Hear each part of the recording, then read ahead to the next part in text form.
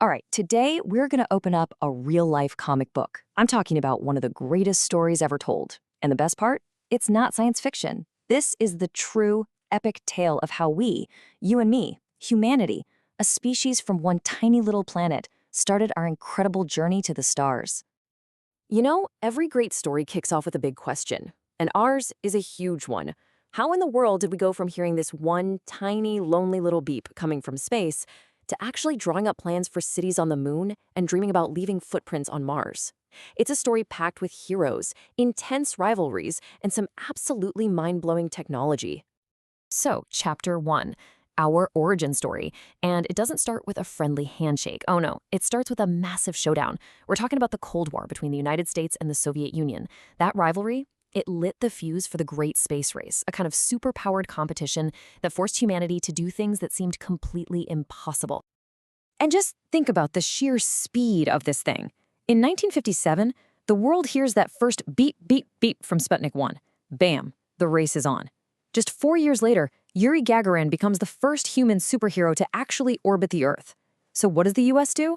President John F. Kennedy throws down the ultimate challenge, put a man on the moon before the decade is out. And guess what? In 1969, they did it. From a tiny beep to a giant leap. In just over 10 years. That is just incredible. Okay, Chapter 2. So after the big race, something really amazing happened.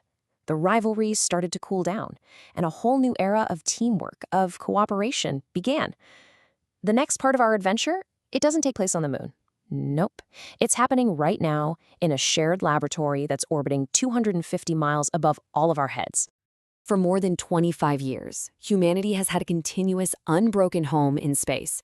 I want you to just let that sink in for a second.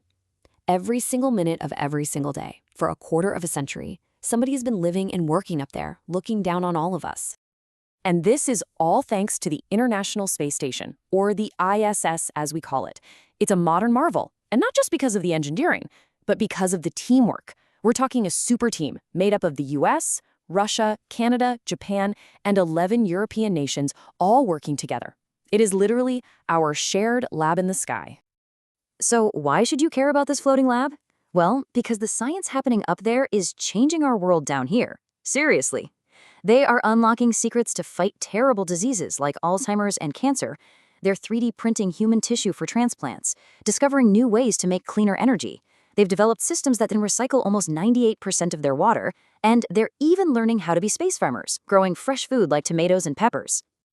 For decades, there was this one big villain holding us back. The cost. I mean, getting to space was just unbelievably expensive. But now, a new hero has entered the story, a piece of technology that is completely, and I mean completely, changing the game. Okay, here's the game changer. For decades, rockets were basically giant, expensive pieces of trash. Imagine this. You build a brand new Boeing 747, you fly it just one time, and then you just ditch it in the ocean. That is exactly what we used to do with rockets. But now, thanks to reusable rockets, the most expensive part can fly itself back to Earth, land like something out of a sci-fi movie, and get ready to fly again. And here it is, the kapow moment. The result is just mind-blowing. The old space shuttle, it cost about $18,000 to lift just 1 kilogram. The Falcon 9 rocket, it slashed that price down to around $2,700. But the new Starship rocket, it's aiming for as low as $10 per kilo. That's not just cheaper, that's a revolution. It's what makes things like global satellite internet and even space tourism possible. But look, this journey isn't just about the technology and the money. It's also about what happens to us. You know, inside our heads, when we see our home from that far away. There's this profound psychological shift that happens.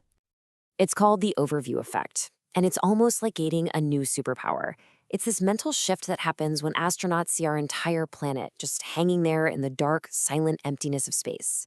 It's so much more than a pretty picture. It's this deep feeling of awe that completely changes how you see everything.